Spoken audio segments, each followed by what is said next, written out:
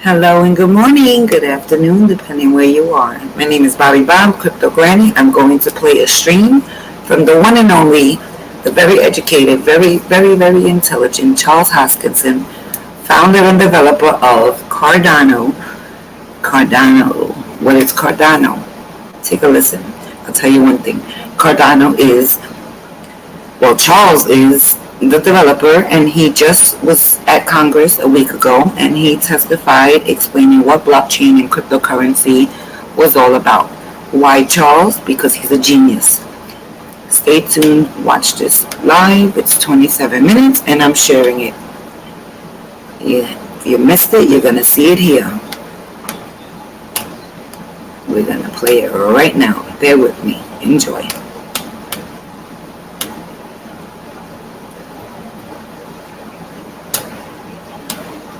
It's all yours. The floor is all yours, Charles.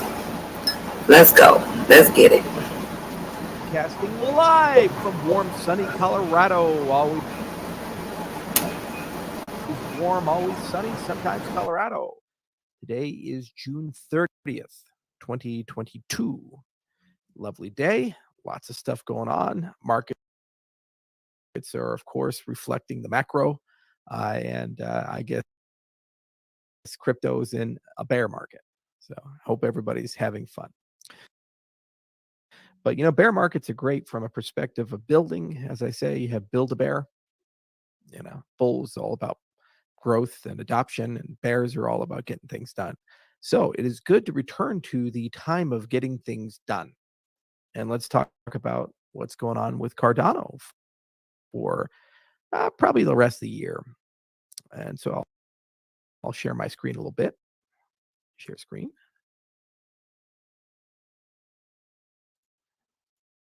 Wah! There we go. Okay. So as you guys know, Vossel is currently underway. We forked the testnet. So the testnet, as of, I believe, July 3rd, is going to be running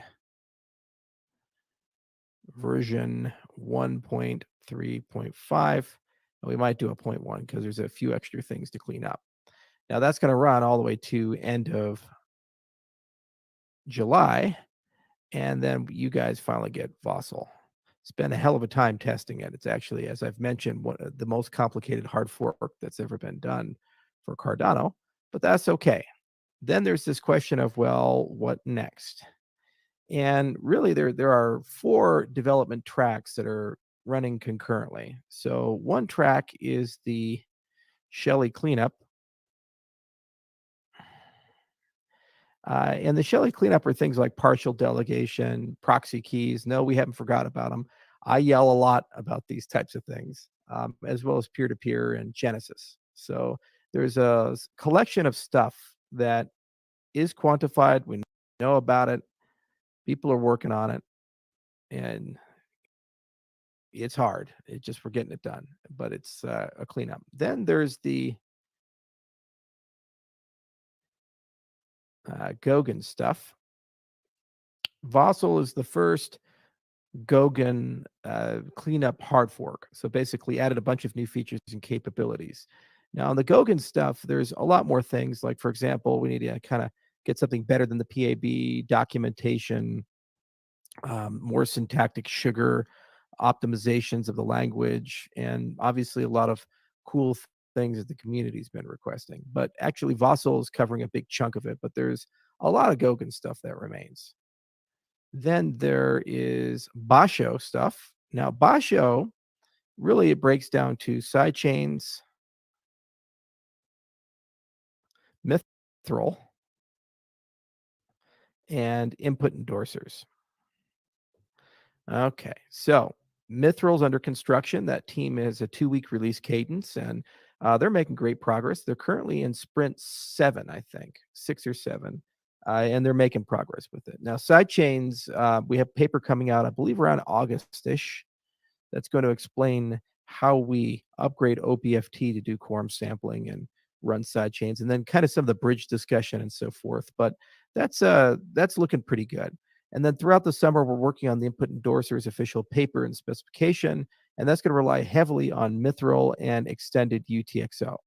But the long and the short is that these three things together, alongside the work stream that we're doing with Hydra, which is also underway, is a phenomenal starting point. Thank you.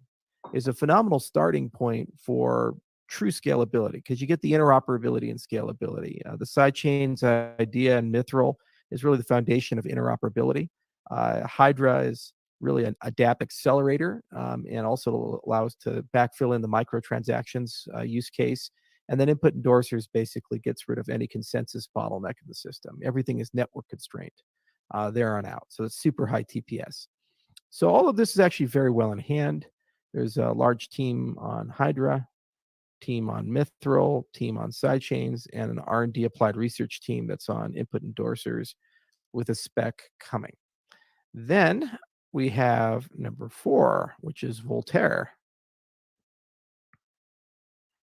Now, Voltaire is interesting. We have a lot of programs like Catalyst. And Catalyst has gotten to a point where there's just about to be a massive surge in voting because there's going to be the voting center. Okay. We're going to have things like, well, we already have it, DREPs. And then there's obviously how do you link Catalyst to mainnet? Because right now it's running as a kind of a permission sidechain and it needs to be linked. So it overlaps with some of the Basho agenda. And then there's the question of, okay, protocol governance and the bureaucracy behind updates. All right. So protocol governance, these are things like the initiation of the hard fork combinator, changes to parameters. These are things like the SIP process. There's a lot of other things to think about too when you talk about construction of a protocol and updating of a protocol and these types of things. For example, treasury management.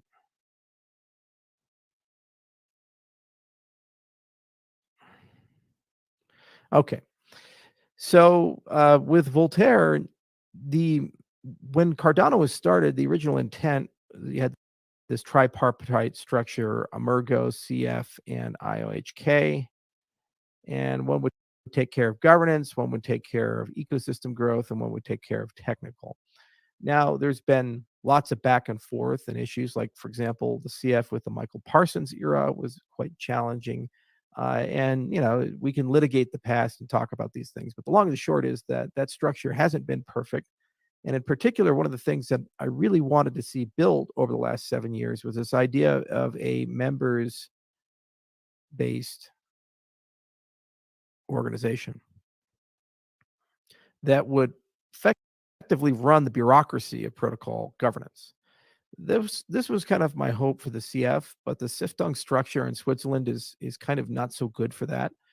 So earlier this year, we had a long conversation with the CF in a series of workshops.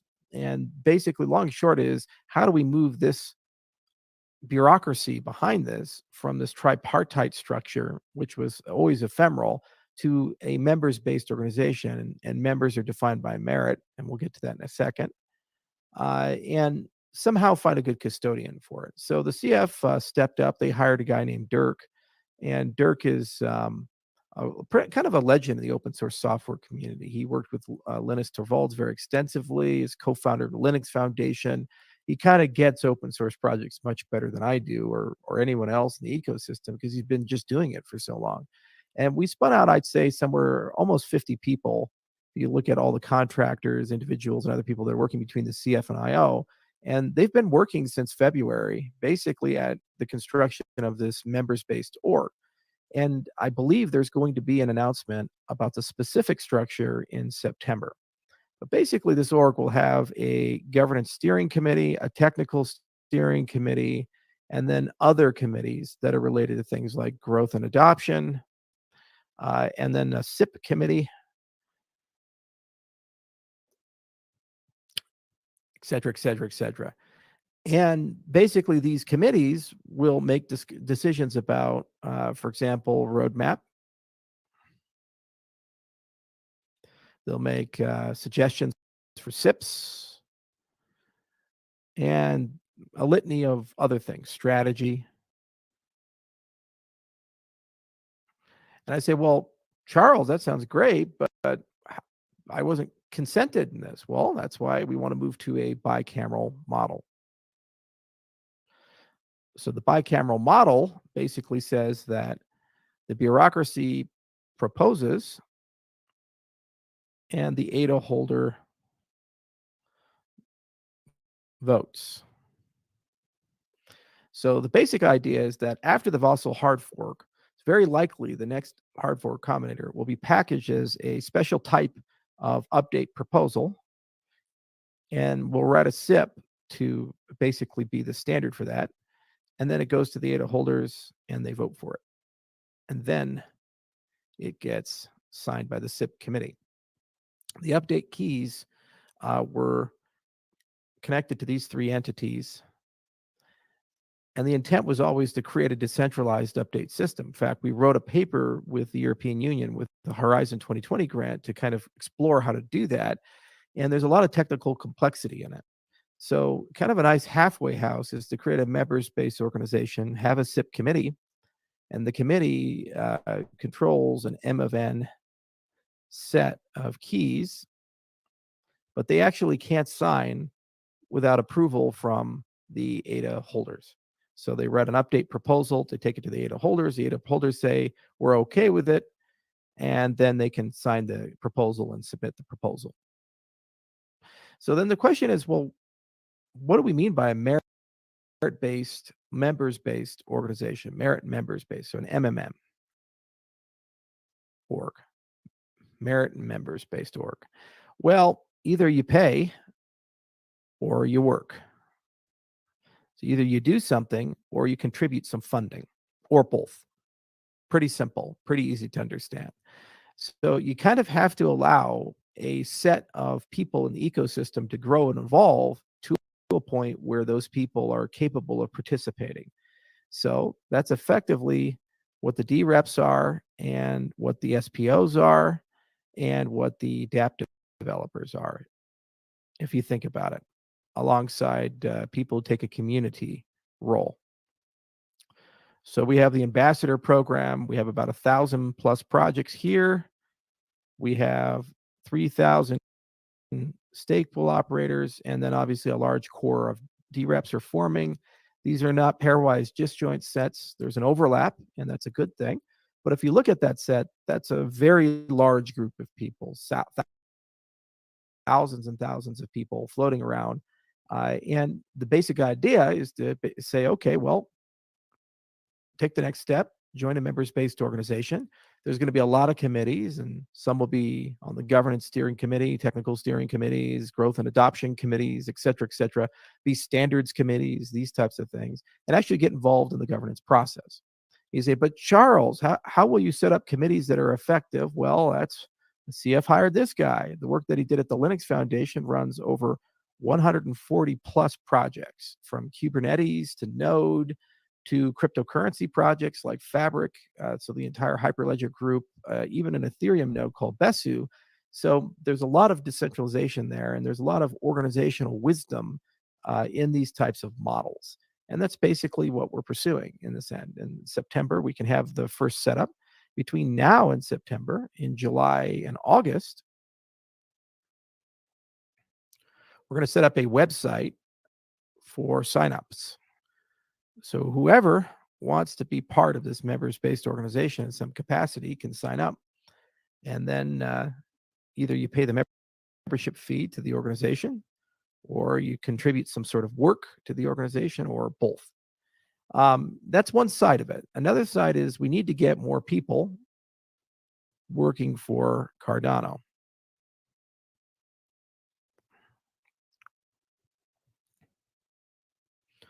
So you may have noticed that Seba from DC Spark, he's now a SIP editor, and his role is covered completely by the Cardano blockchain itself.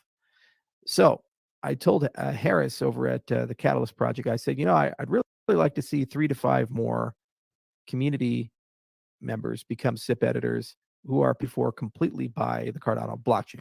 I'd also like to see 10 to 15 full-time engineers work directly for Cardano, paid for by Cardano. So this will be a big pillar of Fund 10, hopefully. And I'd love to see you guys propose, because it's time that we actually get a complete group of people that work for Cardano. That's the entire point of the system. With this members-based organization, it's actually pretty easy to do that too, because the members can just directly get funded from Catalyst after it's been bootstrapped. But it'd be nice to have individuals, in addition to companies, actually do that. It's a nice checks and balance. So it's just something to think about. If you have the technical abilities to write code, and or if you have the ability to read SIPs and be part of that process, jobs are opening up. It's going to be something that comes very soon before the end of the year. But yeah, I hope this helps a little bit. I guess what I'm trying to convey is that it's a lot of cleanup. There's still some innovation left to do that it's going to bleed into 2023. And that's fun and exciting. But really, we've gotten to the juncture where we're just about to have a major inflection point where this structure is gone and we're moving to fundamentally different structures. There's been an enormous amount of learning along the way. I'd have done things very, very, very differently if I got a do-over as a project founder of how to put things together and how to think about things. But, to be fair, we had to live 7 years of history, and, we had to go through a lot of events to get to this point. And the fact that we're now imminently at the existence of a massive members-based organization that's going to be able to provide proper representation of the community for roadmap and strategy and these types of things, and has a consent component from voting, is pretty exciting to me. So a lot of good people are working on this, and I can't wait to make the announcement in September. I'll be at some event for that. Can't say anything about it right now. I signed a mutual NDA with the CF. But a lot of good things are happening there. Some house cleaning in terms of like the update committee, these types of things, has to be done. And that's always been the case. And, there's also house cleaning that needs to be done with other stuff like the proxy keys and partial delegation and so forth. We still are number one for GitHub commits as an ecosystem. And actually the push out of Vassal, even though it's so complicated, has been pretty seamless, and we've received as an ecosystem phenomenal advice and collaborations with the community as a whole. The reality is Cardano is not controlled by a person or even an entity or a collection of entities. It truly is one of the most decentralized of all cryptocurrencies in this respect, because it has this gigantic, super smart community that's working towards an end. And some legacy has to be removed and cleaned up. Some training wheels have to be clipped off, and sometimes it takes a little longer than you think, but there's intent to do it, and the community is going to make sure that this gets done. But we need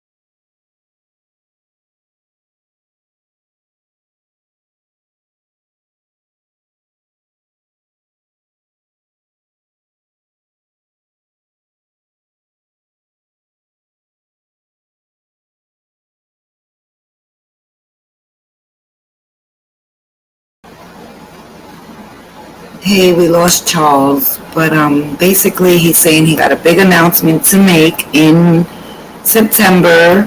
The Cardano Foundation is hiring 10 to 15 engineers, so if you know how to write codes, keep your ears and your eyes, on point for the announcement. He said the jobs will be posted soon. He is looking for 10 to 15 engineers.